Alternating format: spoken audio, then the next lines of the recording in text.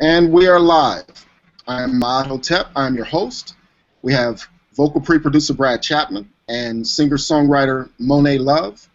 Her band is Omission Republic? That's correct. That's correct. Okay. Getting old with this memory. Instead of inviting a bunch of people in, what I wanted to do was give thanks to Brad Chapman and do a little bit of an interview on Brad Chapman. It's a little surprise. He had no idea. He hardly ever knows what I'm going to do when we start these hangouts. But Brad has been giving back over the last, how long has it been, Brad? A year? 2 years? So we've been doing hangouts? Yes. Yeah, it could be 2 years because we took a long break. Brad's been giving back. What he does is extremely valuable. His time is valuable, and there's a ton of examples of what he does online. And then you don't get everything that he does online. You have to pay and come into sessions and get personalized instruction based on you and what you particularly need. Let me do a couple of announcements, and then I want to start asking Brad some questions. Maura, happy birthday. Let's see. When you guys, songwriters, do a search for Steve Seskin on YouTube and look for videos where he's explaining about songwriting. Steve Seskin, S-E-S-K-I-N. Jack Tempchin. Do you remember, Brad, who he sang with? I think it was he wrote for, I think it was the Eagles. But I'm telling you, my memory is just... Yeah, I'm not familiar with the name, but I didn't know all the members and the songwriters of the Eagles. Jack Tempchin, T-E-M-P-C-H-I-N, and Don Felder. Don Felder, yeah, of course. There's interviews with Don Felder. Look those up, gain some insight. And Prince Charles Alexander has done something with Berkeley where there's an interview on there where he's explaining about musicians, people who are actually trained, how they should study hit songs and work to become relevant, figure out why these guys who are less trained than they are able to move people. Let's see, there's a group called Artist Launch on Facebook ran by Karen Mason. Let me make sure I get her name absolutely right. Karen Marie Mason. And she posted, well, first, any of the artists who are serious and you want to get good information, a whole bunch of links posted to you, and events that you can go to, you might want to join that Facebook group. It's called Artist Launch. Just do a search for that group. Okay. But only the people who are serious. And one of the things she posted was soundexchange.com. People who have done work and wondering where your money is, go to soundexchange.com and type your name in and see if you have money coming to you. There was one link that Dave Bogan gave last week, and who was a couple of guys in Pensado students, Bob Horn, and I forget the other guy's name, said they owe me lunch because they typed their name in and they had money coming to them. All right. Enjoy your lunch, man. In Pensado students, we had a mix-off. Ken Lewis was the final judge, and MT Champion put it on. Thank you, Champion. It was Ryan Lewis's group band that did the song, and the winners of those songs, the top three, they're now doing a shootout basically to see who is going to have the final mix for these guys' song on that album. The first place winner was Sebastian Bunchek. Bruh, I know I probably just screwed your name up bad. I apologize. Second place was Travis Ball. And third place was Daniel Jason Booth. Congratulations, fellas. All right, Brad. Yes, sir. Would you please tell me how you got started? Started as a The very beginning, like very your roots. Very, very. okay. Well, we're going back there. All right. So, when I was in elementary school, I had an interest in playing horns. So, actually, it was interesting. I tried guitar at that point, but I wasn't willing to put up with the sore fingers. So, I ended up playing the trumpet, and this has a lot to do with kind of you talk about those things that something happens and your whole road of life changes. And anyway, so I was playing the horn in the band at elementary school, and then I went to 7th grade, and the elementary school teacher said, well, he's advanced, so put him in your concert band.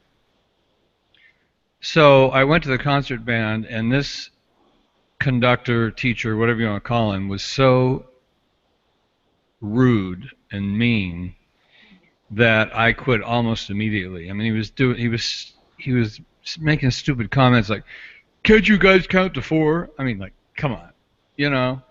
Yes, we can count to 4. We made a mistake, but yes, we can count to 4. I mean, just really, really mean man. So, and I had braces at the time, so I dropped the trumpet because there wasn't a place to go with it. And I met a kid in one of my classes that was playing electric guitar and learning the modern stuff, which at that time was the Beatles and the Monkees and the Animals and late mid '60s music.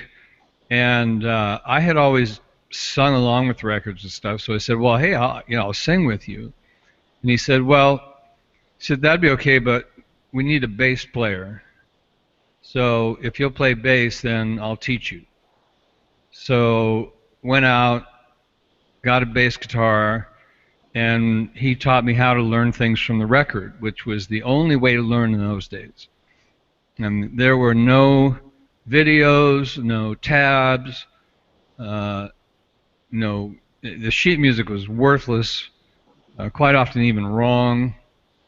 And so you literally had to remove put the needle on the record, listen for a few seconds, and then take it off.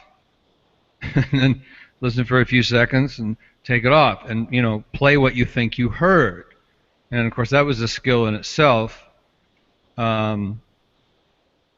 Took a long time to get really, really good at it.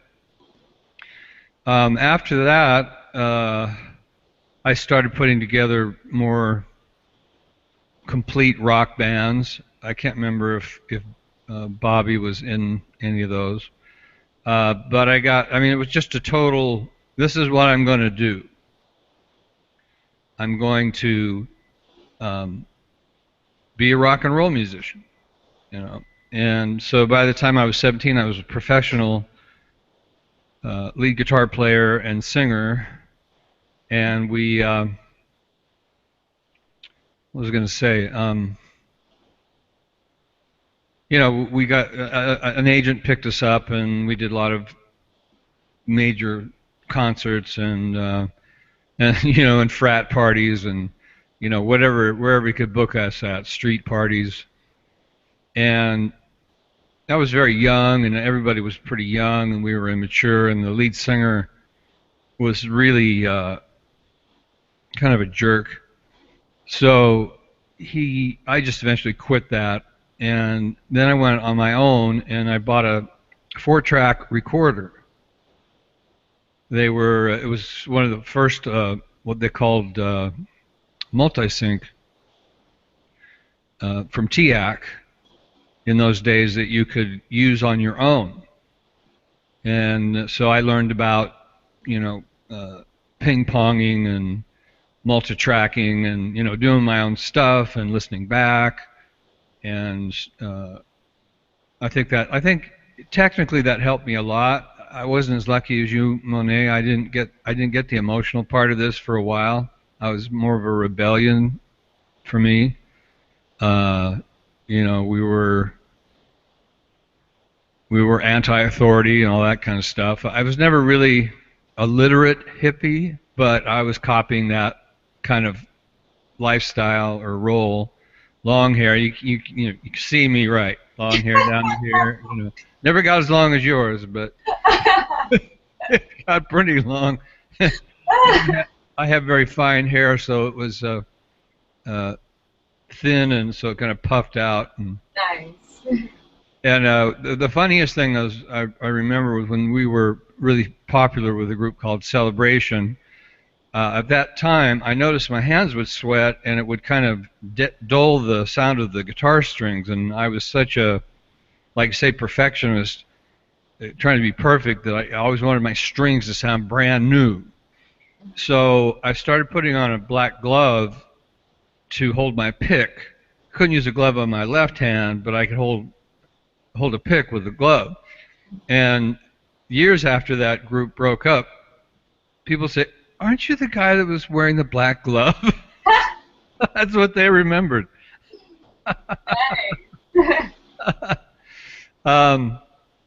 So then it went from there to, well, I'm writing songs, you know, because I had the mistaken dreams, like a lot of people still have, is that if you send your recordings in to a record company, that, you know, you'll get discovered. Because I wasn't in a major town at the time. And what you find out over time is they just send you back, sometimes even unopened. You know, thank you very much, we really appreciate this, but it has to come through someone we know. So I could see that I wasn't going to make a living at that right away. I was about 19. And I couldn't just, I don't know, something about day jobs or jobs, just, I couldn't do it. I absolutely had to make a living at music. So, oh, Monaye, do you want to mute your mic? Yes, one moment here. Because everybody's looking at you, I think, right now. At least that's what I see. Anyway, that's not a bad thing. So I went into the bar nightclub scene, because in the 70s you could get full-time work. We started off playing 5 nights a week, and we'd do four sets a night, and it was enough to, you know, pay the bills and food and so forth and so on. So I did that for years, and an agent picked us up out of Seattle and started touring us around Canada and the upper Northwest area and so forth. And I was having a blast. You know, thinking back now, it was pretty kind of a low standard of living, but it was so much fun. The musicians were always a pain in the butt, which is one of the reasons why live musicians are gone now from the club scenes, other than some clubs will have like a weekend. And it was funny. I remember I told some of the musicians that were pissing off the nightclub owners, because they'd come down on me because I was the leader. And I told them, I said, you know, this disco era, even though we're doing, you know, disco music, these guys that are playing records are going to take your jobs, because it's just one person, they pay them less, and they're less of a hassle and easier to replace. So look what's happened. DJs are doing major concerts. I mean, it just blew my mind. But anyway, so I had topped out on the road, and I thought, okay, I've been to LA many times, but I'm going to go there, and I'm going to live there, and I'm going to learn what it is that I don't know to make some progress. And as I was auditioning around, somebody said, well, you know, there's this, I don't know if I asked or not, but somebody said there's this vocal coach who's worked with Stevie Wonder and some tenors who could sing really high. And I was a baritone, and I was always frustrated with the top 40 music because all the guys were singing higher than me. And sometimes changing the keys was very difficult for the musician, for the sound of dancing, because I don't know if you know bass guitars, but if you're tuning to E and the low note is a D, or if you transpose it down, the low note is a D, then at that time they didn't have guitars that were so easy to tune down, so they would have to come up a seventh, and that took a lot of the bottom end out. And so I just got stuck yelling out the high A's, even though I probably wasn't hitting them. And that's where I learned. That's what I also learned about monitors. I took a recording class when I was 20. I think that's really helped my career in what I'm doing now. It helped me, run my own sound and so forth. Because in the nightclubs, you're pretty much on your own.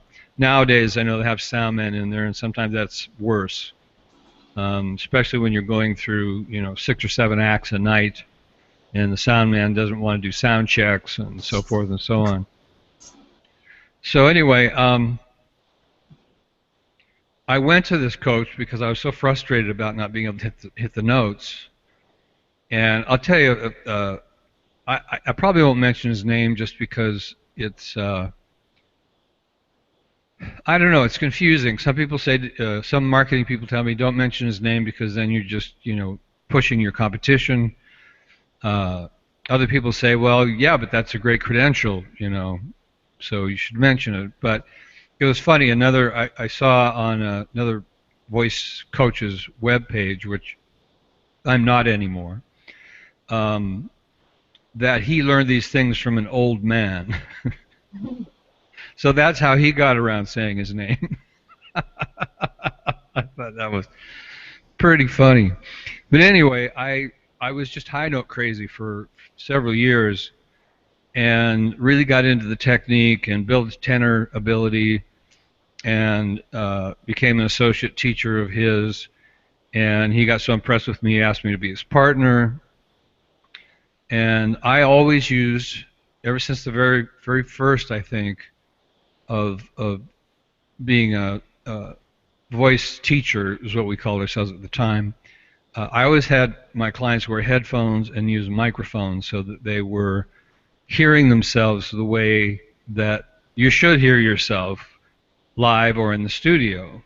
Because some of us have had experience. We know monitors are not always that good, but when they are, they should sound pretty much like headphones. In other words, you should hear yourself clear as a bell and sound really, really good to yourself so that you don't feel like you have to compete with the band.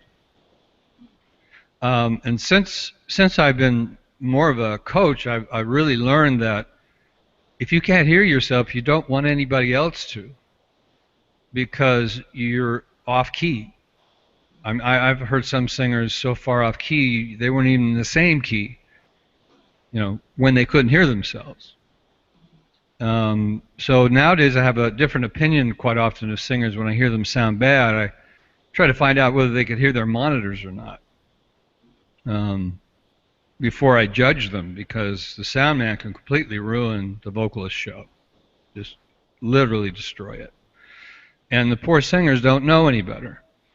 So I've been on that bandwagon since probably about 84,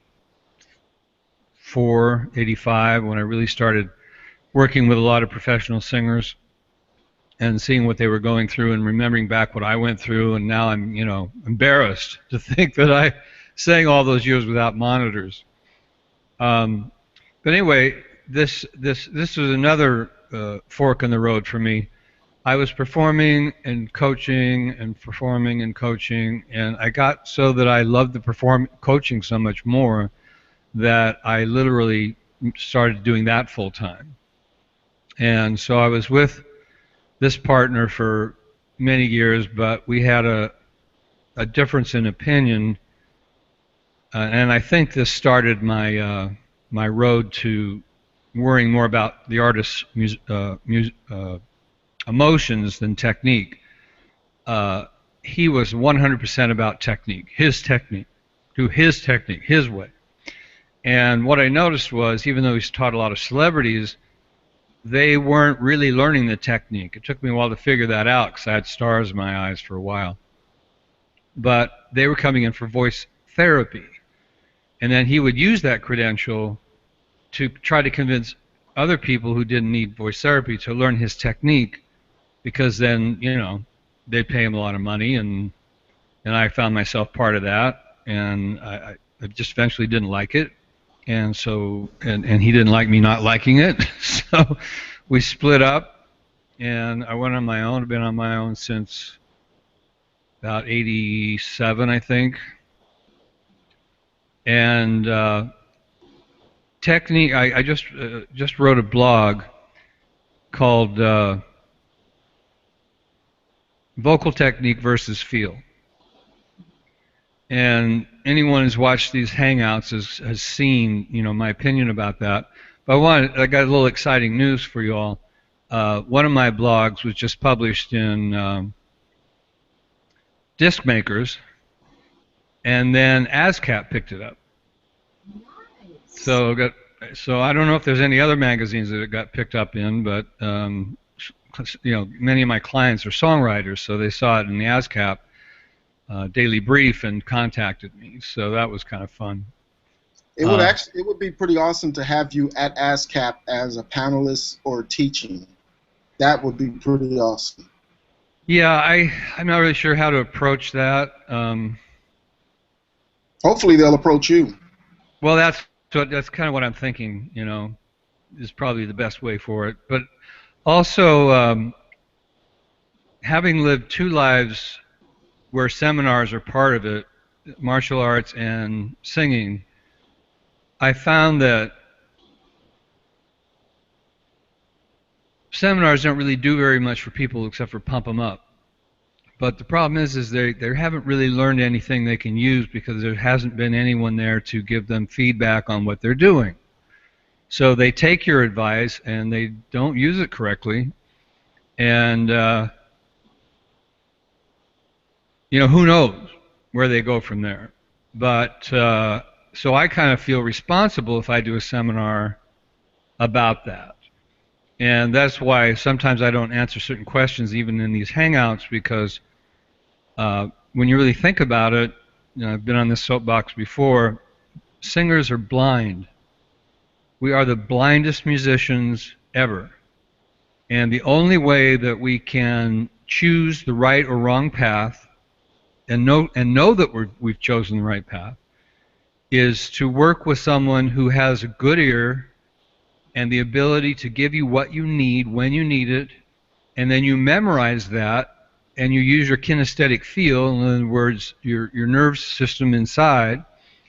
And when the teacher or coach says, that's it, you memorize that.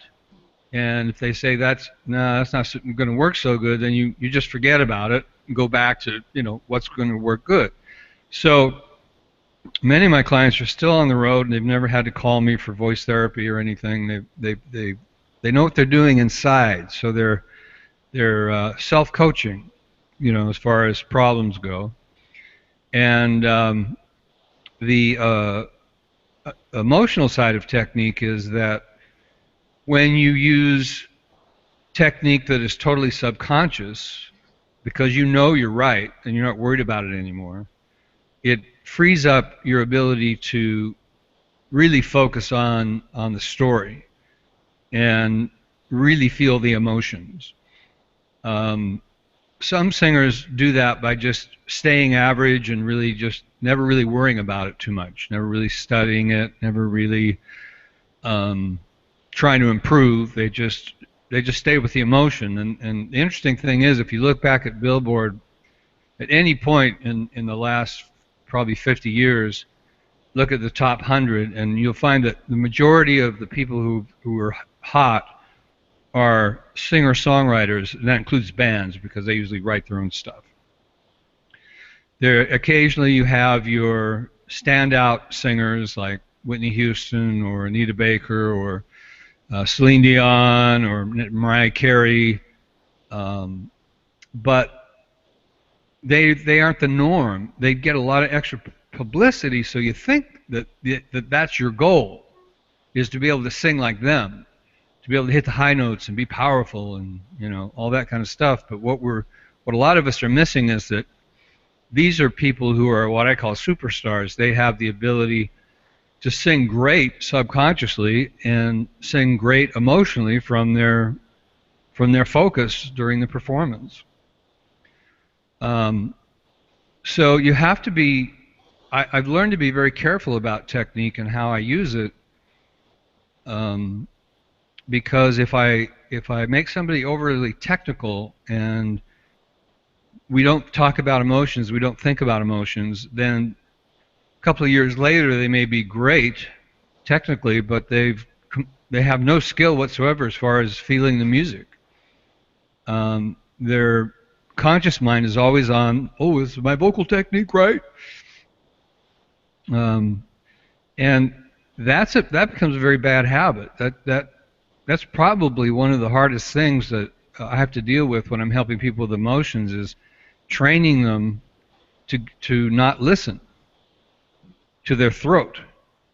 And if they're like a guitar player singer, it's the same thing, except it's even harder. They have to get the guitar or the piano also totally subconscious. So they have to rehearse more, really get it down, and at the same time I keep throwing in, okay, I know you're making a couple of mistakes, but I really want you to focus on the emotion, and I want you to learn how to ignore the mistakes, because that's going to happen.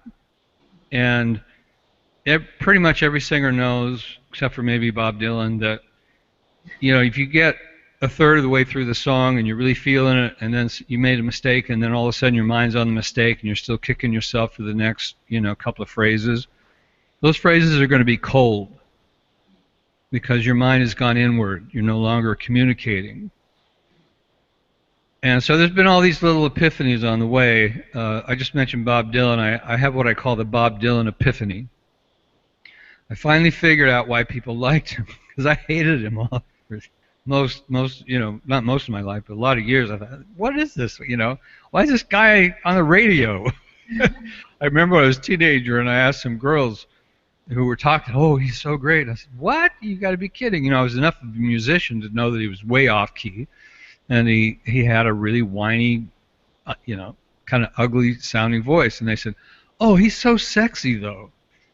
And that was just a contradiction in my mind for many years. But I finally figured out that he is able to completely ignore all that. I don't know. He must know about it because he's the most famous person in the world that comes up when you want to talk about somebody who sings bad who's famous. Either him or Willie Nelson. And they both had major singles and albums. And they're probably, I know Bob's still touring. I think I saw Willie doing something just recently. So even though they're not hot, they keep performing. They keep expressing their emotions. That's just who they are. And so every singer can learn from those people that if you ignore your voice, you can hit some flat notes. Sharp notes are tougher. Sharp notes are really unusual, and so they'll draw some negative attention. But either way, if you're totally involved in the emotions of your song, any mistakes you make are probably not going to be noticed by the audience unless you introvert. And they will give you standing ovations when you thought you made 20 mistakes because you stayed in the emotion. One of the ways you know you're staying in your emotions is if I ask you after you sang the song, what do you remember just doing? And if they say, well, I hit this one note off rhythm and I almost forgot this lyric, I said, no, that's not it. No, we don't. That's a skill we got to break, or that's a habit we've got to break. If they say, man, I was just feeling emotions and kind of in the story, and otherwise I don't really know what happened, that's what we want to hear. And so there's a process of helping people who don't have that naturally to express themselves so that the record and the live performances have some meaning to the audience. Because any great producer, and we've had several of them on our Hangouts, will tell you right out. Rick St. Hilaire said, don't worry about compression, don't worry about pitch. He was talking to another producer. He says, don't worry about any of that stuff. Just make them feel their music. And one of his examples was, I won't use her name because I don't know if it'd be liable or not, but he said it. But anyway, apparently when she was first signed, she was not what he considered a good singer. And she's very famous today. And her first record actually apparently did even pretty well. And he said it was all because she just was dripping in emotion when she sang. And so all of these epiphanies have turned me into what I call a vocal pre-producer, because if I say I'm a vocal coach or a vocal teacher, I'm automatically stamped. Oh, you teach technique. Well, we don't want that, because we've heard singers with technique and they don't have any feel and they're bleh. So the goal of these Hangouts is to educate people on what producers really want and have them even talk to each other. It's been really interesting to even though I'm the guest, you know, when it comes down to questions, sometimes a producer will ask another producer a question, and it's really lights go off in your head when you hear them talk. You're like, oh wow, that's what that's what people need to be doing, and this is what the producers want. So I market myself to them a lot, so that I can help this black hole or broken bridge between the singer and the producer. Because one of the other things I already knew, but I've learned even more through these Hangouts, is that a lot of producers hate vocalists. They'll take their money and they'll produce them, but they don't like doing it. And it's mostly because when they deal with musicians, the musicians, if they're really, really good, can express emotions through their instruments, and they can communicate with each other. Because the instrumentalist knows their instrument. They can see it, and the producer can see it, and they can talk together and understand each other. But when they're dealing with singers, they don't know what's going on inside of you, and they don't know how to help you if you can't naturally do it. And Jeff Basker was interviewed. He was on the full page of Music Connection magazine, and he said in his younger years he did some A&R and so forth, but he said he won't do it anymore. He says, if you don't come to me as a singer knowing exactly what you're doing with lots of experience and you're going to nail everything down, he says, I'm not going to work with you. He says, I'm at a level now that I don't want to put up with any of that anymore. And I know who's Mott? Who's that big guy with the beard that's on the Hangout sometimes? He's more of a rock and roll producer, hard rock producer. He's on our Hangouts? I don't know if he's been on ours, or maybe I heard one of your other Hangouts or something. But I remember him saying, and I remember you reacting. I remember this might have been even before you and I did a Hangout. I don't remember, but he said, I won't take singers who can't perform well in the studio. And I think you said, well, what about the rest of us? It's like, okay, you've worked yourself into a position where you can be picky, but what about those of us who are trying to make a reputation for ourselves and really compete with you and get better than you? And the producers that I work with are very excited about that. That's what's happening between them and their singers, is they're growing together as a team, and when they get to the tracking part, if they give us enough time to do the proper pre-production, it just goes like silk. I just did a rapper for Linda Nelson and Eric Racy recently, and they had recorded him already, and they just weren't happy with the color, the feel of it, and so forth. So he was recommended to me, and it was kind of a rushed thing. So I worked with him an hour every day, and because they had already booked the session, and it's a big project. I can't talk about it, but it's a big project they're working on that's supposedly going to, blow up, and everybody's going to know about it. But they scheduled 2 hours for the session after I worked with him, and they were so happy because they did it in an hour, and they were really happy with what happened. And so you might say this is my applause now as an artist, because I do have to think like an artist to help people with emotions. And I'm not a coach or a vocal pre-producer or whatever you feel you want to call me, who's just looking for the highest paycheck he can get. Because many, many artists just don't have that much money. And I live in an expensive area, so I can't be too inexpensive, but I do prefer singer-songwriters as clients and their producers. And I've got one client whose producer comes to every session, and I think that's been great. That's been going on for almost a year now. And it's not only been great because he's a major name in the industry, Jim Seifert, more in the film, but he knows the industry really, really well. He's been in recording sessions with Streisand, and he's just been around a long time.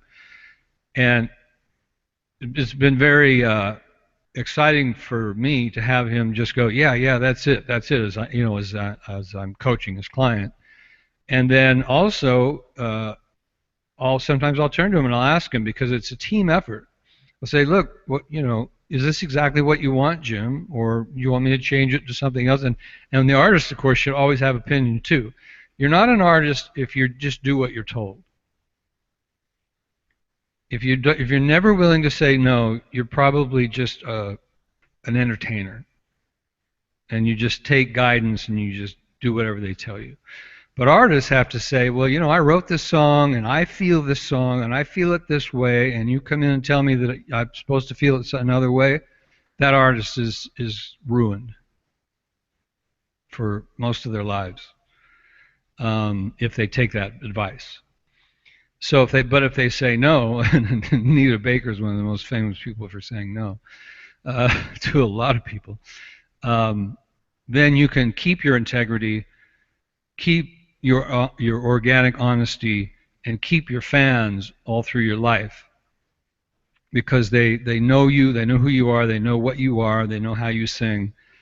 And most of the time the producers say, no, man, you got it, that's what we want. But and there's another producer you guys know, Arizona Stoneheart, who's been on I've got one of his clients in Switzerland, so we do it on Google Hangouts, and so he's been on the Hangouts, and he listens to all the Hangouts after we're done if he's not there, because they record it like we're recording this.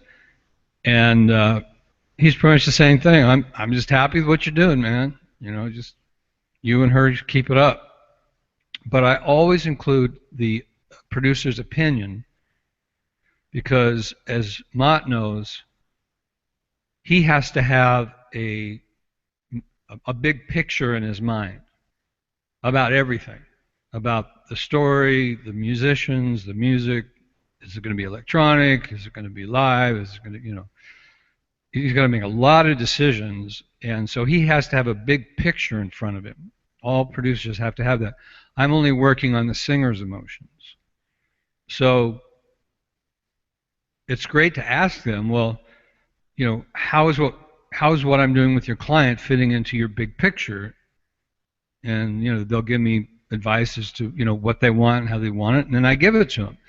So in that respect, I've become kind of a facilitator. I don't tell the artist what to do. I don't tell the producer what to do. I just give them what they want before they go in and track. And it's a very small niche,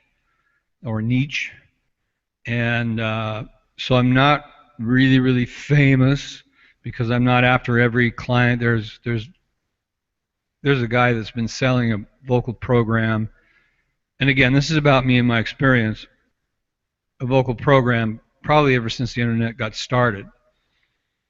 And he's very well known in the world because he does a tremendous amount of advertising, because he can spend that because he's selling these programs.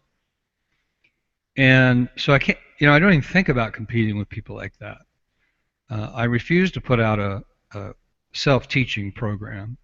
Even the emotional thing I've thought about is still really very individualized. If you go through our Hangouts on Mott's page, or on my page, I've got all the Hangouts we've done on my webpage, which is www.bradchapmanvocals.com. Mott usually asks me that question. And anyway, you'll see that every person I worked with, I used different things. I said different things. The principle is the same. Help the singer stay completely focused on the emotions and help them not focus on their voice so much. But how I do it with each individual singer is always different, but it's from that principle. And vocal technique's the same way. If I tell somebody, everybody raises their larynx really high and chokes. Well, there's a lot of people that do that, but there's some people who don't.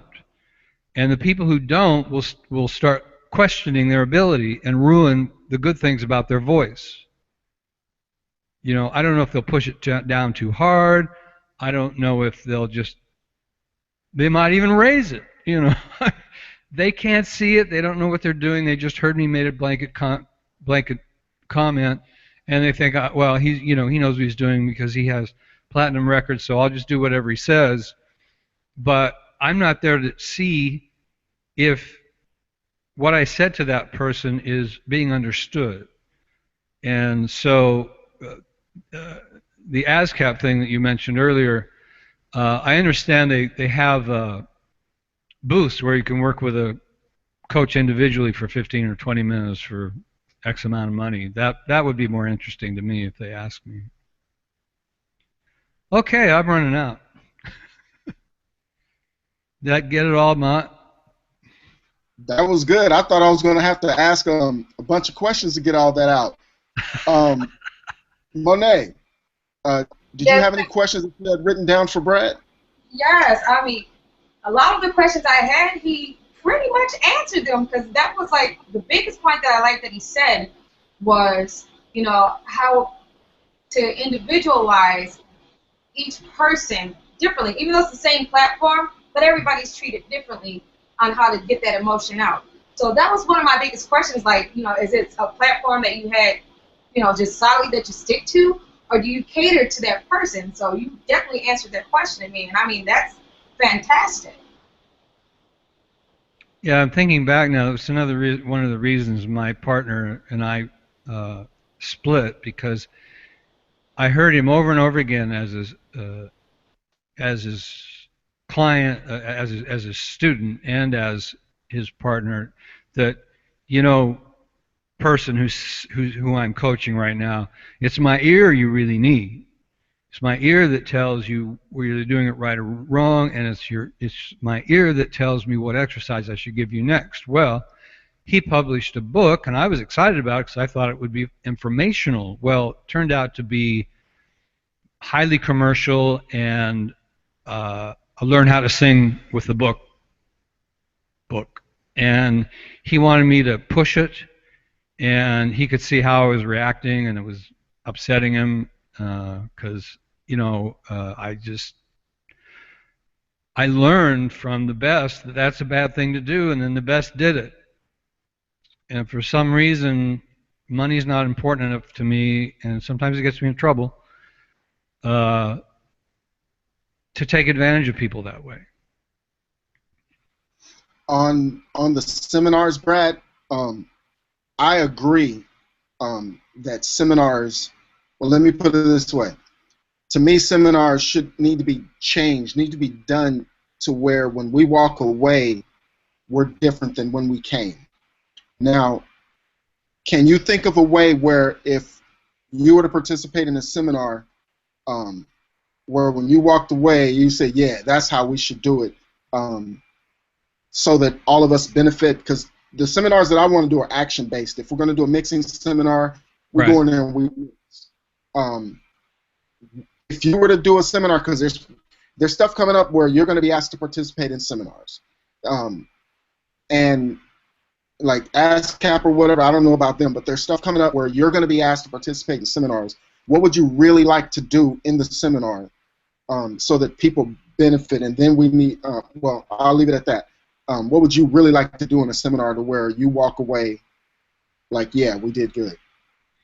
I think it would kind of, just right off the top of my head, and I have been thinking about it, but this is where the contradiction always hits me, is because I probably would talk mostly about you need to work one-on-one with whoever if you want to grow. You've got to work one-on-one. And then we could do some one-on-one work, show how that's important, but at the same time let the people who are watching know that this is only for this person. This advice may not fit you, and if you try to apply it, you might get worse. I mean, I just don't know. You know, there are so few singers that have grown up singing correctly without coaching. It's almost like it's a miracle when it happens. And I'm talking about good natural vocal technique. I'm not talking about people who just get out there and yell. It is very, very rare. And so if I put somebody on a path, my experience tells me that most likely they're going to go off of it. It's going to be the wrong thing. Okay, so whatever we do, we need to make sure that we stay in, or they stay in contact with us over time. Well, or find, you know, I've gone as far as saying this, and I said it in my blog. If you have a choice between a seminar and a $10 an hour voice teacher, go to the $10 an hour voice teacher. They may not be that good, but they're a whole lot better than a seminar. Because they're right there, they're playing the keyboard with you, they're, you know, it just, one of the things that I think of that just scares me to death, if I had bought one of these programs and I didn't know whether I was singing in tune or not, and the program told me, you know, to do the exercise, and I went, you know, while the piano's playing, they would continue to do that for years. They would never match pitch. Now, I know there's some software programs now that will tell you, but still, it's a very poor way of learning. But just like the athletic people who really understand bodybuilding will tell you not to buy those late night programs about how to tighten your tummy and all that kind of stuff, because they literally lie on those things. They tell you, oh, if you do this exercise, your tummy will tighten up and you'll look like this. Well, fat is burned over the entire body. You can't burn it off in one place. But what they're trying to do is sell something, so they're selling a fantasy that you can buy this thing, you know, you're 200 pounds overweight, and you can buy this thing, and your stomach's just going to automatically have a six-pack. There's no way. But people buy them all the time. All the time. Very, very popular thing to do. So, and my blogs are very much that way, if you've read them. I think I could give a seminar kind of like how I've done my blogs, where it's really informational and principle bound, rather than, you know, do this technique and you'll be great. And also, of course, you know, like on these hangouts, I can talk about, you know, what producers want, what they're saying, you know, what I wrote. Well, the article, the blog that got published was about how to get ready for a recording session.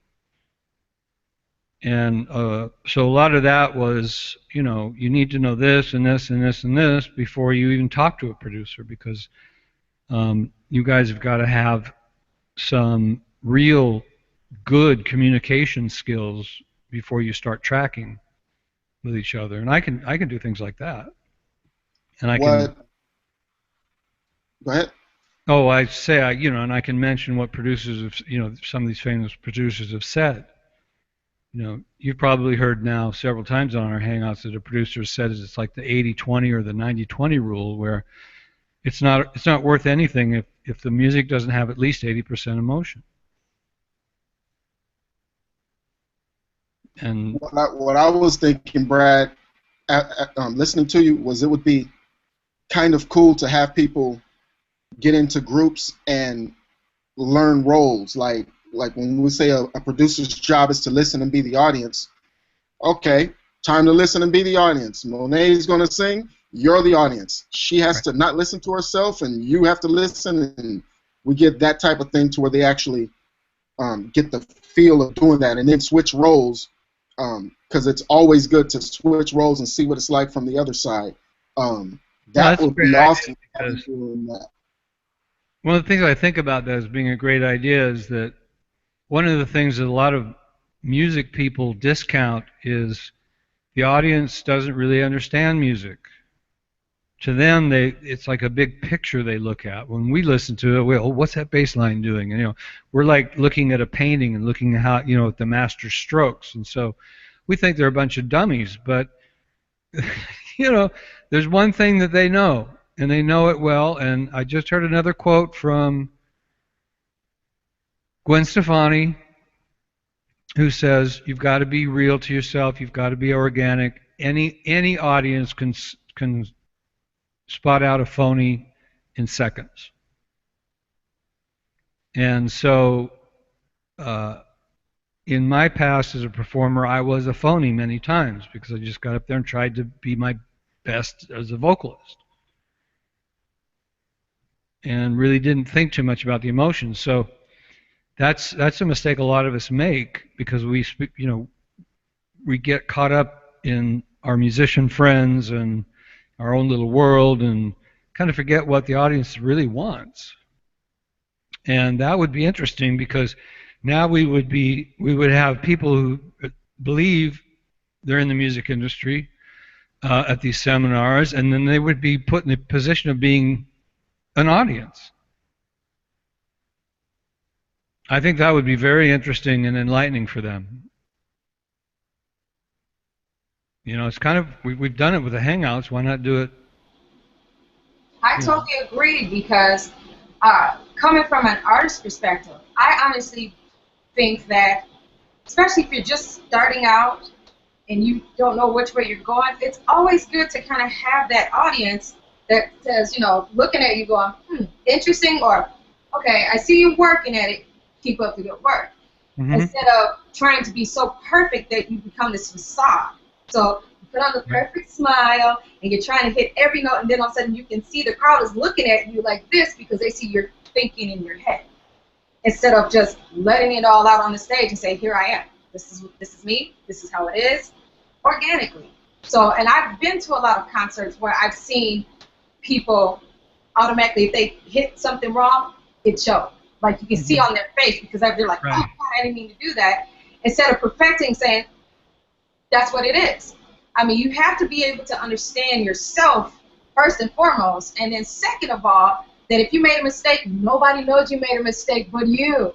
So if you show it, they're going to be like, oh, then that's all they're going to focus on, is that, oh, you made a mistake because you let it show. So it took me a while to understand that, because people will say, you know, you did an awesome job, but I can tell when you messed up it, because you was like, dang, did I mean to do that? So that's amazing. You found people that honest. Yeah, I mean, you'll be surprised, like, especially when it comes to like my friends and family. They care about me and they love me to pieces, and so they're not always there to try to stroke my ego. And that's what I love and respect about them, because they're going to be critical. They're like, if you want to do this, I'd rather tell you no. You know, versus pumping you up, gassing your head up, and then when you get in front of somebody and you're thinking that you're doing such an amazing job, and they look at you and go, you need to go back to the drawing board. So I'm like, Yeah. I take, constructive criticism, you know, as what it is. It just has to be raw. It has to be truthful because honesty is the best policy with me. And it's like, Mhm. I respect you more for being honest with me than saying, oh, good job. And I'm like, I'm not here to, wanting to hear I did a good job. I want to hear, well, this is what you can work on versus just, pushing me out there. Just go ahead, keep going, keep going.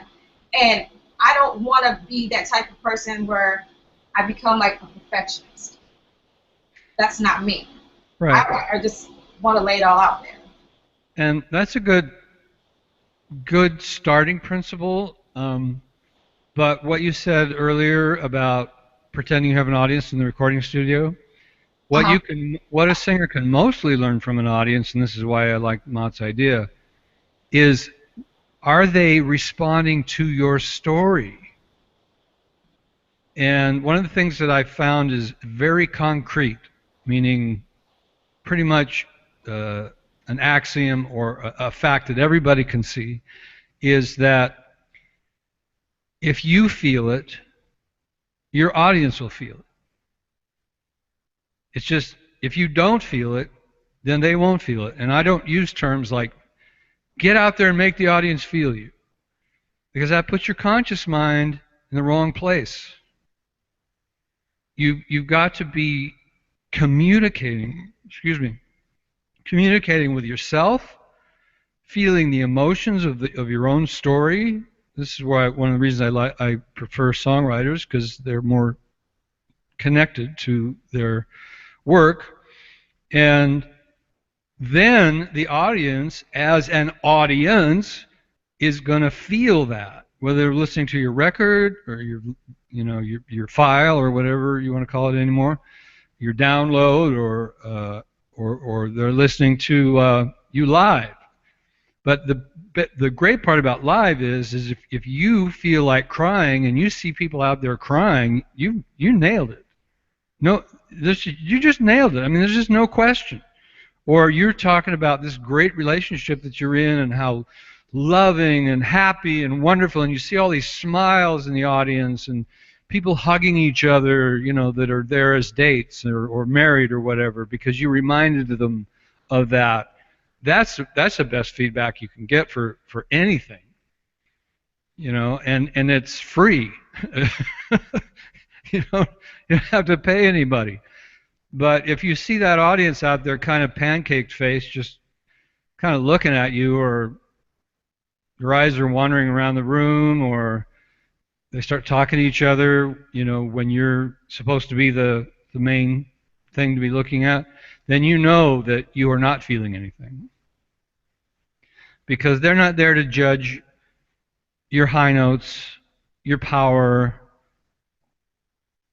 And TV shows, unfortunately, these contests, unfortunately, cause a lot of problem. Okay, not cause a lot of problems with singers believing that it's all about being better than the other person. And it's not about being better than the other person. It's about being you and connecting with yourself so the audience will connect to you. When And you said that, Brad, I pictured me having a conversation with you, and in my head trying to outdo somebody else having a conversation with you. No, it's me and you having a conversation, and how we, communicate with each other, what we get out of that conversation, and what you do with somebody else. So be it. Somebody else will come in and have a great conversation with you also, and it is what it is. right, it's like some guy who comes into the conversation and dominates it and takes it all over, and both of us are sitting there going, "Who is this asshole?" It's like, we were talking to each other, man. We don't give a shit about you. Get out of here. But this is that kind of person that a singer can be, where they just want attention and they just want to control and demand. They want to be in your face. And if I spent $160 going to a concert and the artist is just in my face all night, I'm never going to go back ever. forget it. I'm uncomfortable. I'm not gonna. I don't care how many high notes they sang or how powerful they were. Um, I just, so I really, competitions are not really my favorite thing. I think you can do them with the right mindset and use them as exposure. Um, but one of my clients was just telling me just recently the last show of American Idol, the last of the season. Somebody got up and sang really well with lots of high notes and power and so forth, and J Lo said, "I didn't feel anything, so I'm not into it." Okay, so we want to do some singing with Monaye. Yes, Monaye, what song did you choose to sing? And it is a song that you wrote? Yes, it is a song that I wrote. I chose the song called "What Are We Fighting For?" And it pretty much it kind of puts you in this mood to understand, like, you're in this relationship, you love this person enough to let them go, but we're always arguing about the stupidest things, and sometimes you just want to be at peace. Like, you just want to walk away and say, you know what, this isn't working.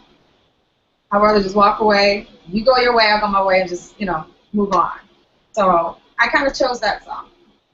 So that would have been one of my first questions. Ma, did you notice how animated she was? Yes, absolutely. She was there. She was there. She was in the story. There was lots of facial expressions, hand movements, nothing choreographed, nothing pre-thought through. Totally honest. This is what the song's about, and this is what it feels like to me. So you're already farther than most people, but I've found this a lot, Maude, if you haven't done it. When you ask them that question, it's amazing. You hear them sing it, and it's like dull, and you can't really, you can get the lyrics, but you can't really feel anything. And then you stop them and you say, well, what does this song feel like? What are you feeling? And then they go into all of this. You see all this stuff. You go, that's what I want when you're singing. That's what the audience wants. They want that real. I told you about my story and how I feel about it. And I know sometimes we're telling stories about other people. And so sometimes that communication could be more directly at the audience, where you can make eye contact and make several people in the audience feel that you're telling them something, but it's still got to come like what you just did. It's still got to come out that way. We've all heard stilted speeches before. They're very uninspiring. You may or may not get the point of the speech, but you're bored anyway. Right. Because the person who's doing it has practiced in the mirror and looked at all this, what's my facial expression here, and they got all these robotic things going on. And well, as I stated to you before, growing up, I sung in a choir, so I was always told the uglier you look, the better you sound. So I just got out of my bed. Have you seen Jennifer Holliday sing? Yes. That is one ugly face. And that face just, and Rachel Farrell, her face just contorts all over the place, and the emotion and everything she puts out there, it's like, wow. She's like one of the greatest singers I love, Rachel Farrell. She's just amazing.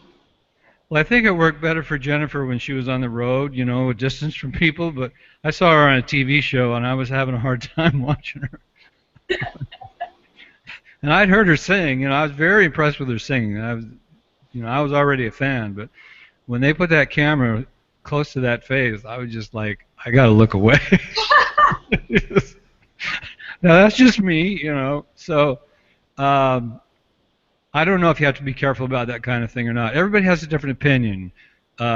Should you close your eyes? Should you keep them open all the time? Should you keep a smile on your face even though you're talking about killing somebody? It's like all of these methodical things destroy the art. Okay, so here's kind of I do have a procedure in this respect, and it is very similar to what I might do with vocal technique. We're not going to do that because you don't need it today, but and we really don't have time. But we're going to take the song phrase by phrase. Now, does that mean you're going to record it phrase by phrase? No. By the time we have completed, and it won't happen today, but by the time we've completed the process of the song, then the song will be one story that leads to this, leads to that, leads to the. In other words, has a linear movement all the way to the end. But trying to feel the whole song at one time, for most people, is too much. They can't focus that for that long of a time. But just like learning to sing the first sentence of a song, you got to memorize those lyrics, and you got to do it over and over and over again until it's second nature to you. And if you just try to learn the whole song at once, and a lot of people do that, you'll find that there's sections of that song you're not very good at because it didn't repeat anywhere. And so we'll take a section like that and go over and over it again because it needs 20 times more rehearsal than the whole song needs, because the whole song had a motif, and the first verse and the second verse did the same thing, but then the bridge only happens once, and there may be something entirely different there. But the first and second verse and the choruses you've learned just by singing the whole thing because they keep repeating.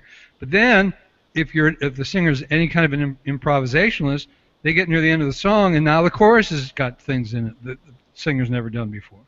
So the person who's trying to learn something needs to take that piece that they didn't get and listen to it first, and then start singing along with it, and then maybe record it and see if you're getting it or not, if you're trying to learn from someone else. So that's kind of what we're going to do. So go ahead, and what I'm going to do, I'd just like to hear you sing the whole song first so I can prioritize where I think I can help the most. And sometimes I just say, if it ain't broke, don't fix it, Okay. All right. I put up a fight, now I'm tired. You set the alarm, I'm on fire. I'm done with the past, I wave that white flag. What are we fighting for? Didn't want to start a war, yeah. What are we fighting for? I didn't want to start a war, yeah, yeah. Was that the whole thing? I just did that part because everything else in my head, I'm like, okay, I don't want to go down that far, but I just want to, that was like the main part of the song that I feel. You want to focus on, okay. Yeah. Cool, all right.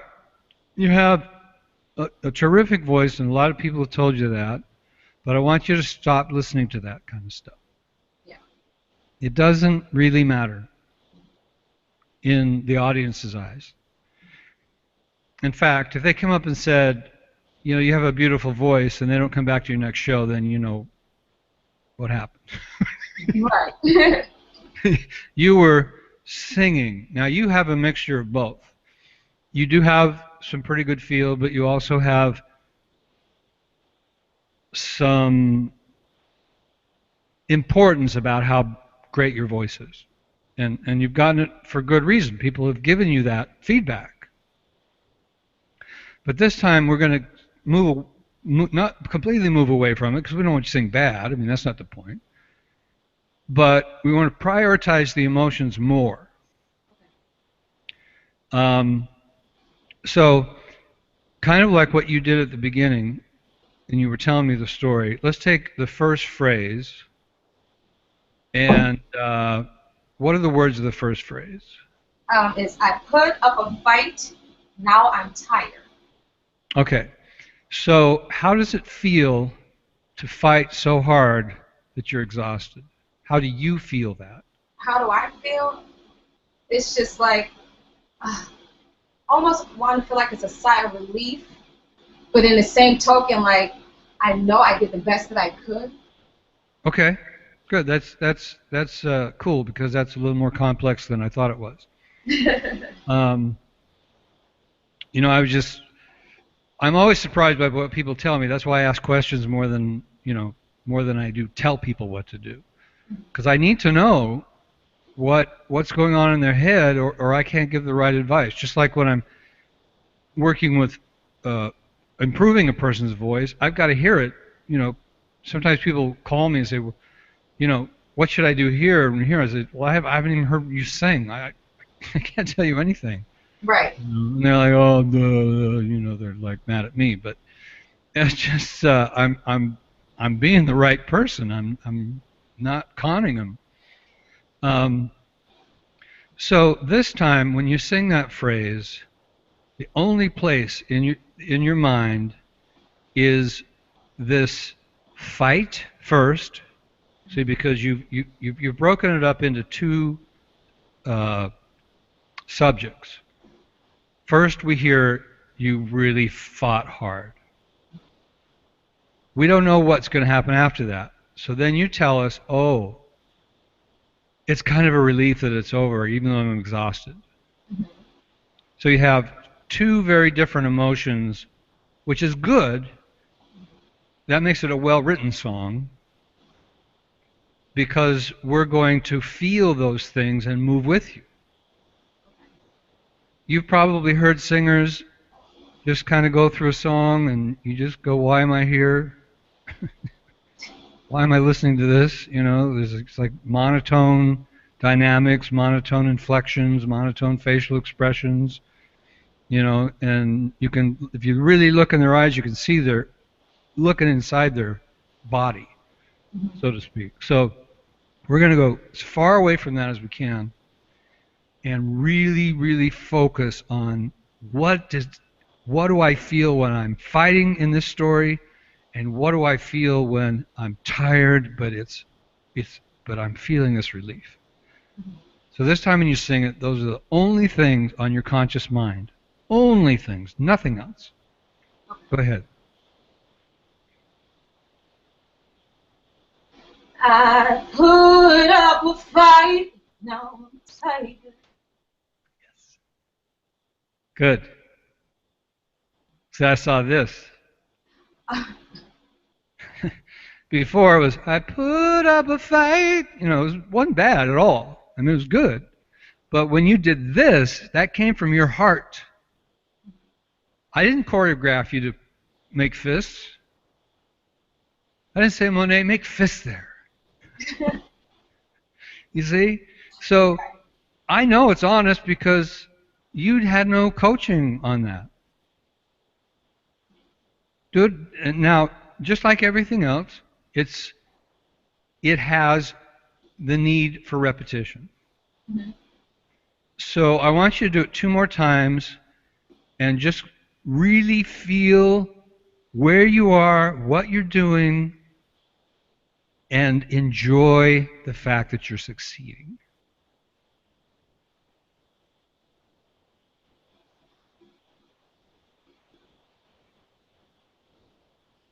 I put up a fight, now I'm tired. Good. Again. I put up a fight, now I'm tired. Okay, now tell me what you felt for that 10 seconds of singing. I felt like it was like a build-up, and then it was like a nice release. That's exactly what I saw. It's exactly what I felt. Now this is kind of an interesting thing. This is a confidence builder in one respect. If you felt that, you did a great job. So if someone comes up to you because they didn't like what you were feeling, and told you you sucked, you can say, well, I appreciate, you can with confidence say, I was great. I'm sorry you didn't like the story. You know, instead of, oh no, what did I do? One person out of 1,000 said I suck. Oh no, oh no. We've all been through that. Right. So that's what I mean by it's concrete. You don't even have to ask the producer how you did when you feel it that well. Now, one of the things that happens in the studio that this session, this breaking things up kind of helps you with, is quite often the producer will stop you just because he liked it and he just wanted to kind of stop, tell you how much he liked it, or maybe he came back with feedback that didn't match what you were feeling. And sometimes that'll happen. I'll hear somebody and they'll say, yeah, I really felt it, but I noticed there was blockage. And for you, I don't have to get rid of that. But if you go back over the Hangouts, you'll see people that I've had to really work hard at that, to try to get that block out of the way so that the audience can actually feel what the artist is feeling. So you kind of have to get a little bit used to the idea that you never stop yourself in a tracking session.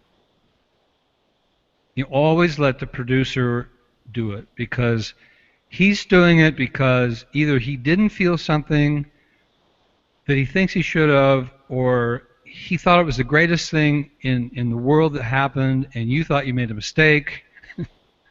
And he doesn't want you to stop because he loves what you're doing. So if you stop yourself, now you're introverting again. Right.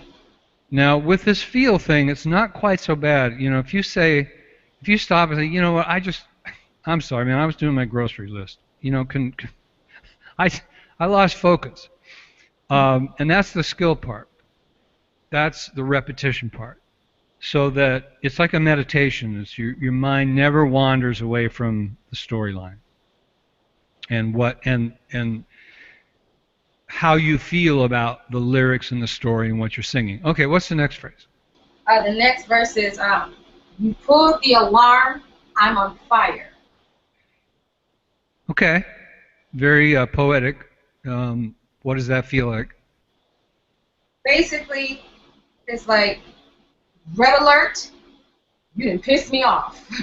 Oh, okay. Like I tried to be nice, but now you have pressed that red button. Okay, so you explained it. Now what is that? What's the feeling of that? The feeling to me is more like passive aggressive, if that makes sense. Yeah, I understand that term. Yeah. I'm like, I'm trying to be cool, but now I'm getting angry. Because I gave you that warning to say, hey, back up, but you're being persistent, and now you want to see that ugly side of me, and I'm trying to keep that ugly side behind. Mm-hmm. I'm trying to move forward. Now, you see, guys that listen to this is more of a woman's problem. Because, men don't run into it very often where the woman is overly aggressive. I've seen it. I have It seen happens. It happens, yeah. It's much more normal for men to step over the line, But we can learn from that, and we can feel that, and we can maybe start having empathy for it. You might end up doing some really important education here. He's like, whoa, that's what women feel? Jeez, I better watch it. But let me Okay. think twice about that. All right, so for the flow of continuity, and again, at the level you're already at, sing the first phrase and the second phrase together. And what I really like that you did that I didn't recommend, but I do recommend a lot to people, is you took a moment before you started singing. And if there's an introduction in your song, that's always a good place to do that. Feel the music under your wings. Feel what the story is all about. Kind of be there before you open your mouth. I have a phrase called sing from feel rather than sing with feel, and the reason I say from feel is because the singing should come from the feeling, so the feeling should happen first, not along with. So it's cause and effect. You feel the emotion, therefore you sing. Right. So let's go ahead and do that for those two phrases. Okay.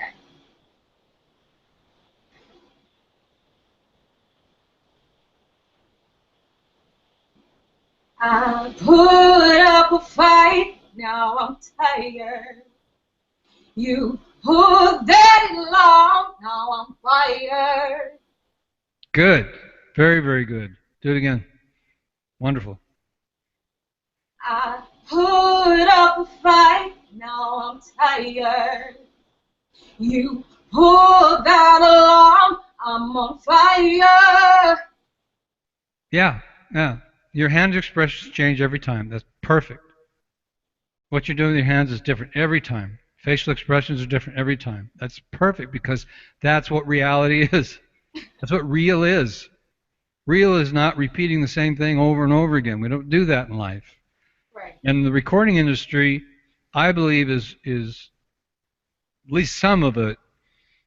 And this is another thing Gwen Stefani said when she was trying to give advice. She says, I never thought I would ever sing outside my garage. Right. But she said, but because I was true to myself and honest to myself, when people heard me, I'm paraphrasing.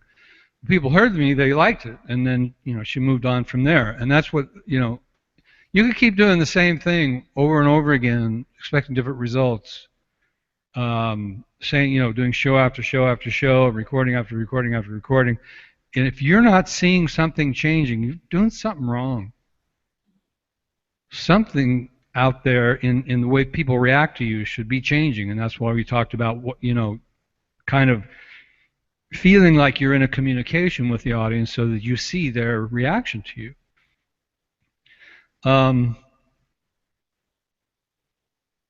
Gosh, you're easy. Let's see. But that's good too. It's really good for everybody to see what it's like to work with an artist that has a lot of this down. Have you had very many producers? No. Have you had one? Yes. I've had Matt Fink, which was Prince's keyboard artist. He recorded me and produced me when I written the song Finally Home. How'd that go? Huh? How'd that go from your side of it? How did it work for you? It was different because it was more so me learning how to work with a producer and trying to understand what it is that he was trying to get from me. And that was one of the questions I had asked Maude in our last hangout, like, how do I communicate with the producer if they have a set way that they want to hear it, and then I have a set way how I feel it, but it's like we're missing. It's like we're walking by and passing. So it was a little difficult, but in the same token, I did learn, like, some producers are just stuck in their ways, and it's not so much, what's the best way to say this? It's not easy to try to get them out of their ways, to try to see your point of view. Right. Right. And I kind of, like, at that point, it was just like, okay, let me humble myself because I know what I'm feeling, but I need to also learn. You can't be a leader and not expect to be a follower first. So in that aspect, it kind of taught me a little bit, but it was good though.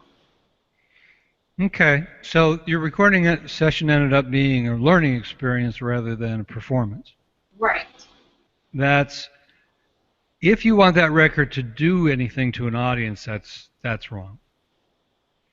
I'm not saying you shouldn't appreciate what you learned, but if you can, and this is why I call what I do vocal pre-production, and even some producers do vocal pre-production. I mean, I just read somebody who's famous for like doing artists like the Red Hot Chili Peppers, that he spends quite a bit of time with them before they hit the tracking. He wants to know who they are. He wants to get involved. And I know another producer here in town, Mark Palladino, is great at that. Even before he decides whether he's going to take you on or give you a bid or whatever, he wants to go out and socialize with you. Because what he's doing is he's learning about you so that when he gets in the studio, he can make you comfortable. And it sounds like this producer made you uncomfortable. Yeah, because it's like the first time I've ever met him. And then, of course, it was a little struck and odd because I'm like, oh my God, your Prince's keyboard is mad thick, the mad thick. But I had to kind of put that aside and say, okay, like, down to business, what can you, what can you teach me? And it was like, it was such a like, boom, boom, boom, boom, boom, see you later. So it was like, I walked away kind of feeling a little empty. Sure. But it was like the great experience because I'm like, well, I know this can't how every producer I meet can't be like this. Some producers might want to take their time with me and say, I want to know you.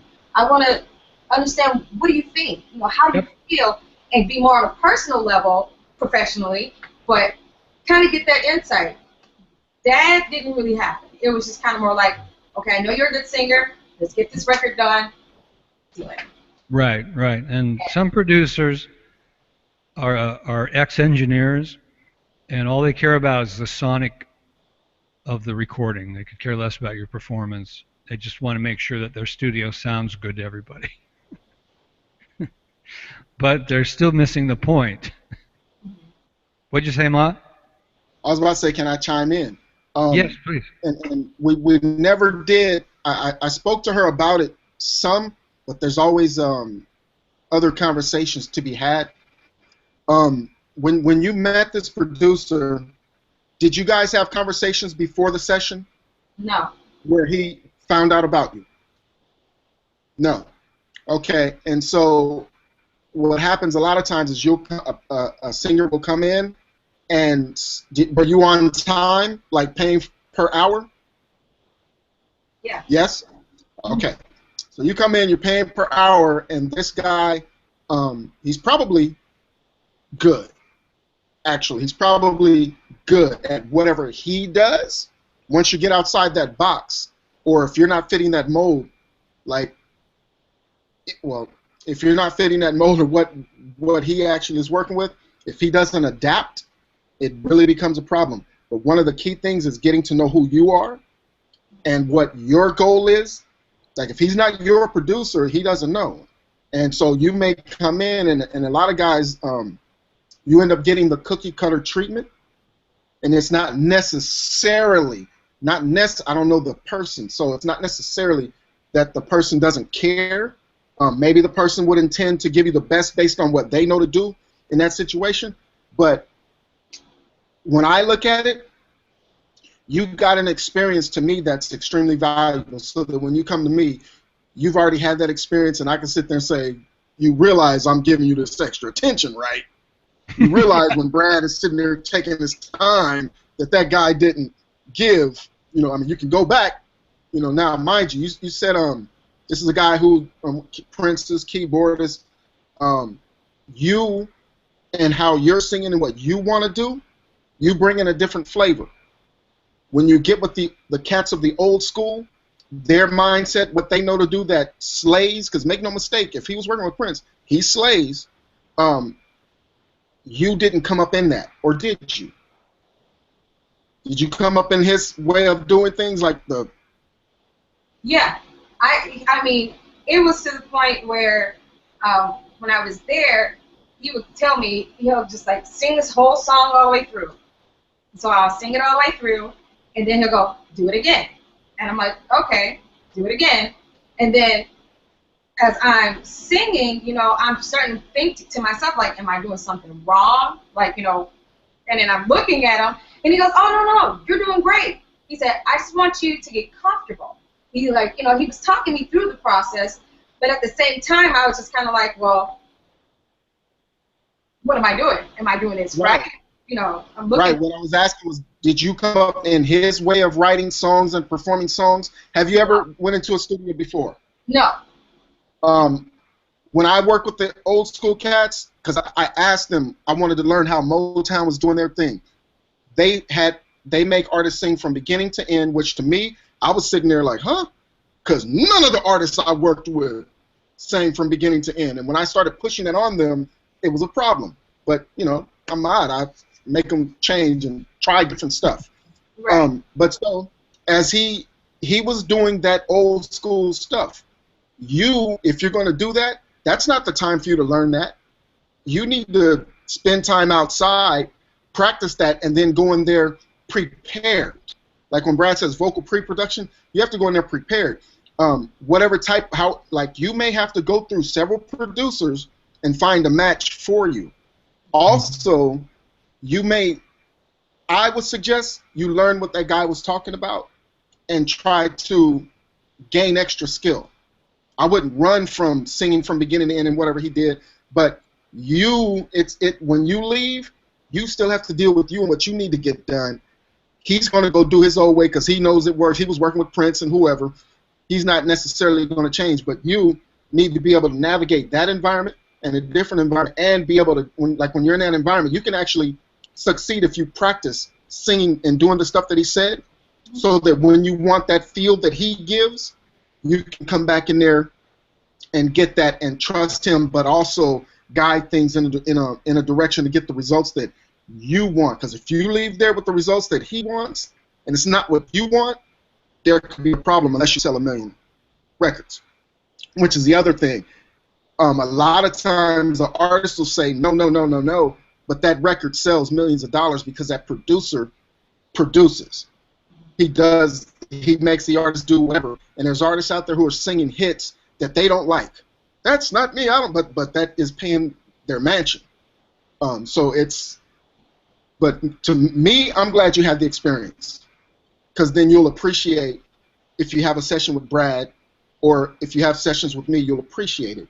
Yeah. But I would advise you to learn to do the stuff that he was saying, and so that you gain extra skill. But yeah, if you weren't ready, if that was your first session, you need to spend time. Okay, this is why I like what Brad does. That stuff where he puts the headphones on and has the singer singing on the microphone. It's like being in the studio. And then you work on your song so that when you go in, you're better prepared. That's what's so good about, like, let's say Brad makes a judgment and you don't agree with it or whatever. The process that he's doing, it helps. So anyway, you guys go on. I can talk on this. I'll go forever. So sorry, Brad. No problem. Luckily, I've kept in my mind what I wanted to say. When you go in the studio, you should do exactly what you just did.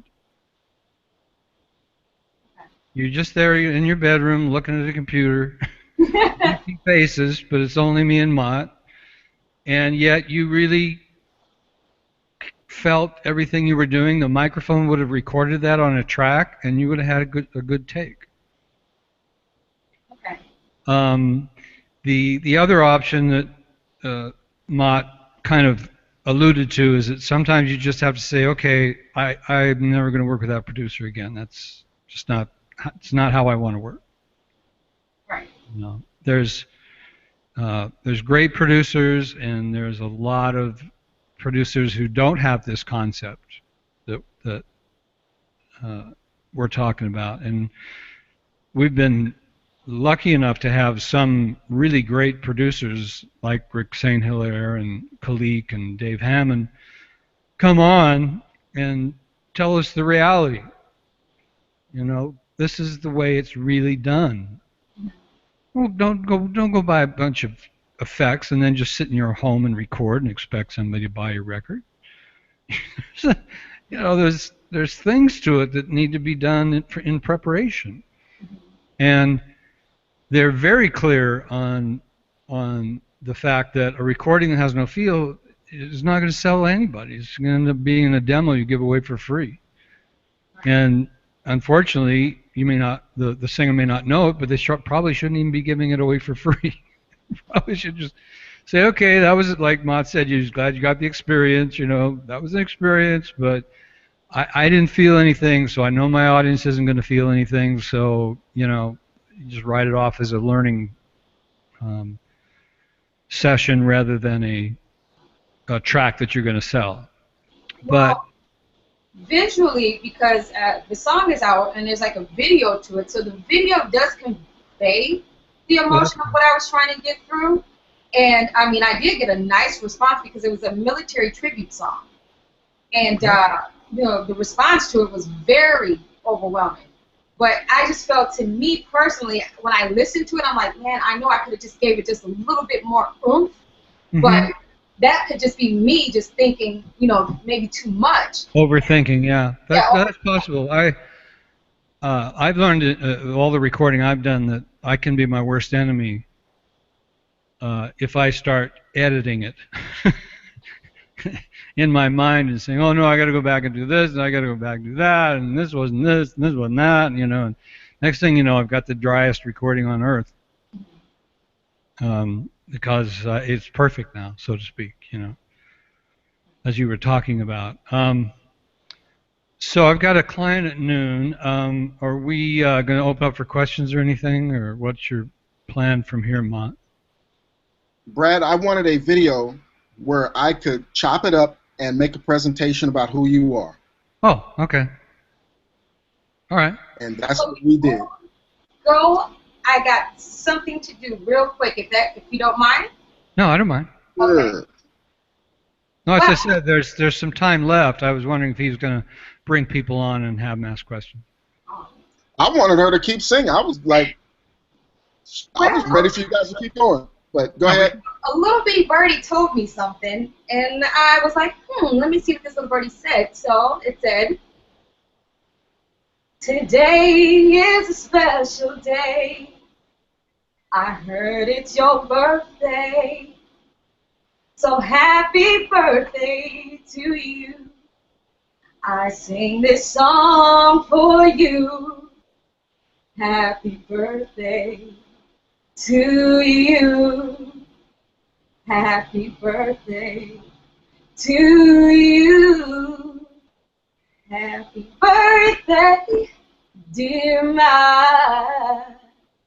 Happy birthday to you. To you. To you. Happy birthday, Dad! Thank you. Hey, happy birthday, Mont. Is it the actual day? Yes. I'm 47 years old today. 27? Looking good. 47. I'll be 50 in 3 years. Hey. Well, the 50s can be pretty good. 60s I'm not so happy about, but my 50s were pretty good. No, I laugh because all of the guys who are my elders who are helping me now to learn stuff, because I just started getting that. A lot of them will be, say, 54 and think that they're like 20 years older than I am, and they'll look down their glasses. You know how much older I am than you. And, yeah. Yeah, you've got great collagen in your skin, so you're going to look young for a long time. I hope so.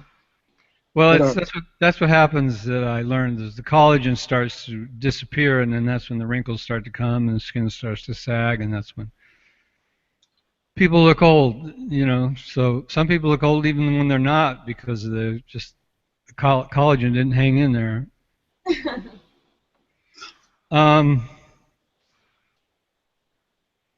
Were there any more questions you had, Monaye, or did you? What would you like to do? Or Brad, what would you like to do? I'm pretty much open. I'm sorry, what? I said I'm pretty much open. I mean, I'm taking everything that you're saying to me right now, and I'm starting to say, you know what? Stop overthinking yourself. You can do this. So, I mean, I really appreciate this. Here's my suggestion on that. Make a mantra of this. You are communicating. When you sing, that means you're going outward. It's an extroversion. Even though you're feeling things inside, the vocal going out is an extroversion of you. Meaning you're extroverted. The way that came out sounded like extroversion of you. No, it wasn't. Syllables weren't supposed to come out that way. Anyway, because if you keep that in mind as a basic principle, you're going to be more likely to do what you just did with Mott. You communicated to him. You know, I didn't see you introvert at all. I didn't see you think about your voice or your hands or what am I doing here? I'm on camera. You know, nothing like that at all. It was very good, very organic, as the new people like to say. We should say natural now. Everybody wants to hear organic. Okay, no problem. We'll change the word. Now, Monaye, when you were singing, I blackened my screen basically. I made it to where I couldn't see my screen, and because I simply wanted to just go by what I heard, and I could hear changes. Brad used to say, oh, you're. Or I remember Brad saying several times to artists, oh, you were thinking about something right here, huh? Like he could hear when you get a hang up inside or whatever. I was actually able to hear the changes, and it's kind of weird that I'm starting to hear this stuff more and more and easily feel this stuff. But what another thing that was interesting was, or that's good, is when Brad asked you a question like, "What's going on here? What does this mean?" You were able to answer. Some people say, well, I don't know, the singer," and then Brad's like, "What do you mean the singer? You mean you?" Or like, you said, "Red alert, you've just pissed me off." That was clear. You know what's going on in this song. You're connected. That's priceless. So anyway, that's a couple of things that I picked up on you. Yeah, Mott is learning a lot about recording. Is probably one of the most,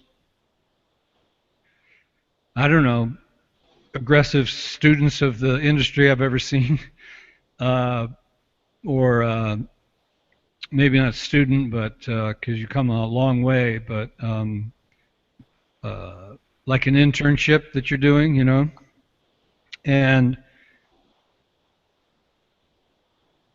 one of the things that was said to me by a producer was that you can actually hear a singer's expressions through the microphone. You know, I mean that's just something that I'm more aware of, and Mott would have some of this, is that we didn't have videos when we were listening to music. So it was anything that was going on was strictly oral. So that, I mean, there was no video to see a facial expression. And we knew what we liked, and then when we went and saw their concerts, we saw the facial expressions, and they matched what we liked. I mean, the ear is that sensitive to the average person. So that's why it's so important to develop the skill of always being in the story and never leaving it. Now, this thing about singing the song all the way through, that's a process called comping. And what they do, it's like, you know, have you ever done any photo shoot? And they took like 50 pictures, and then you're going to pick one. They will take the last really dramatic thing I read was Christina Aguilera.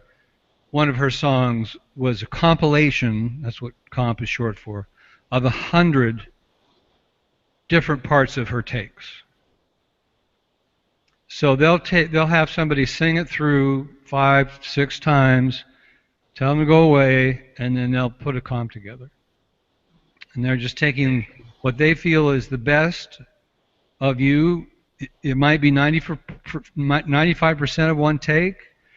It might be 20% of each take. You know, they don't know. They listen, and then they, you know, with all, it's so easy now to edit, so they can very quickly go back from one track to the other and listen to parts of you what they want to do.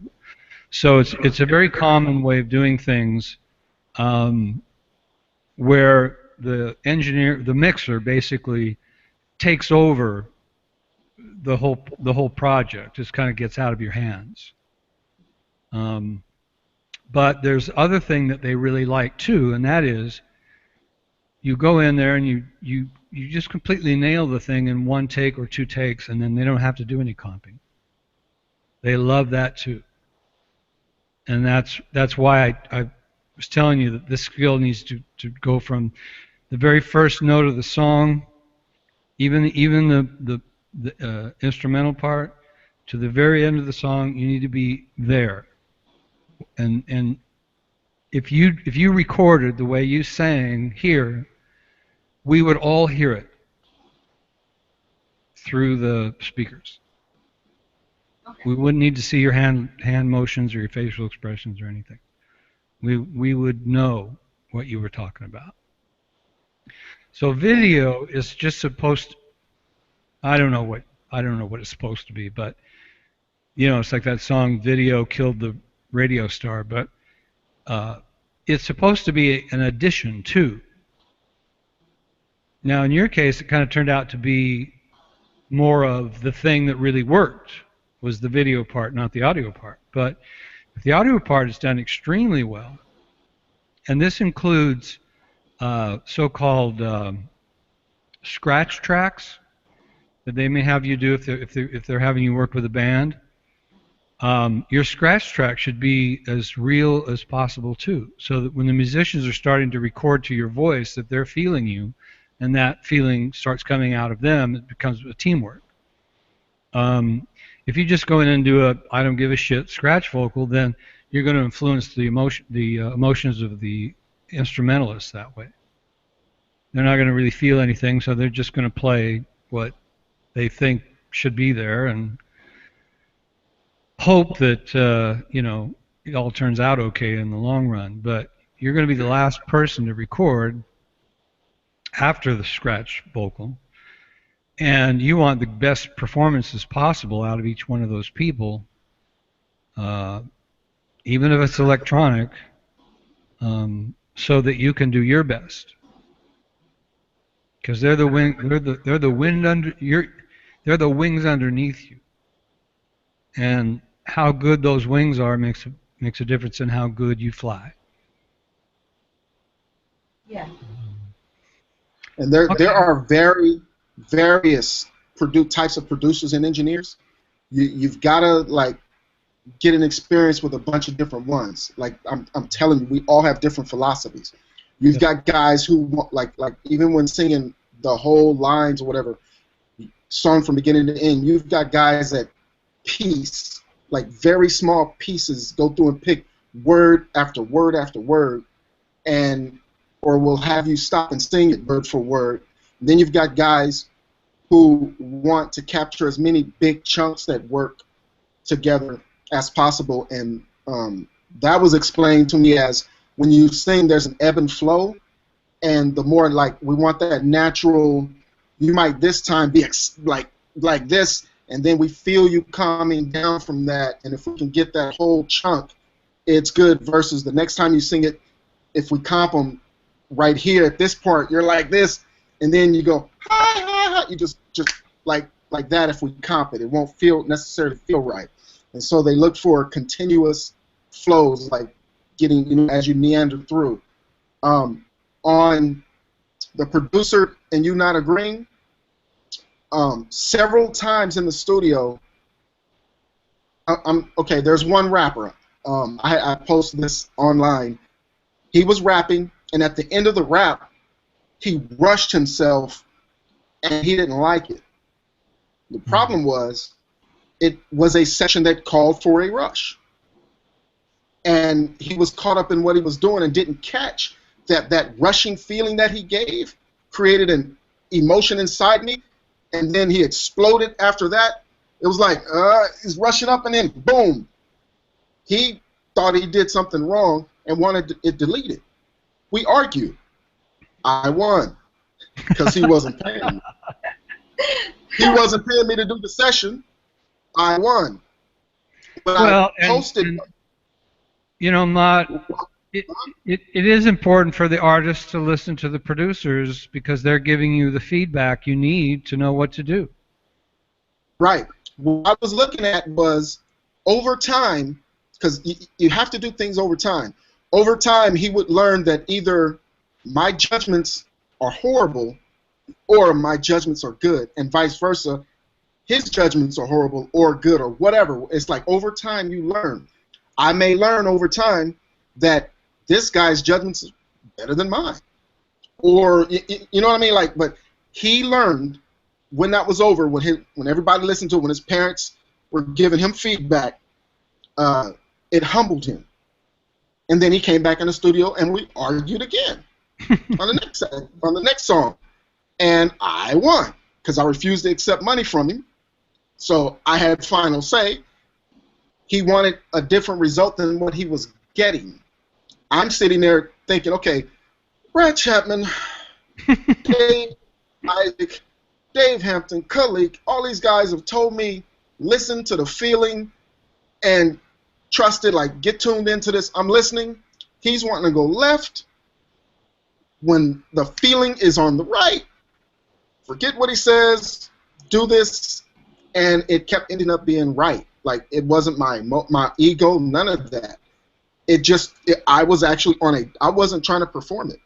I was listening as to whether this guy affected me and what effect he was having on me. And he did something, and he was talking about his artistry as a rapper and how when he did this, it was that. And I'm like, bro, I don't care about none. I didn't feel none of that. But right here, you made me feel some kind of way. And in the end, his mother settled the issue because his mother was loving the song. And it's rap. Moms don't tend to necessarily like rap. Yeah. His mother was liking the song. And she was feeling it. His lady liked the song. She was feeling it. But you find out by the results. You may find out that what your decisions aren't that great. You might find out they are. That military song was attached to an emotion that's already there. Like going to a funeral and singing a song, somebody could actually not sing that great. It's a funeral. Maybe your judgment is correct on that. Maybe you know something. Over time, you'll find out. You need more experiences. You'll find out. But the way that I'm talking right now, like I was with that artist, I'm like that. Like, I'll argue, and you have to, like with me, I'm about this feeling, what it gets. And if we can't settle it, we take it out to somebody. We'll go out in public, play it for people.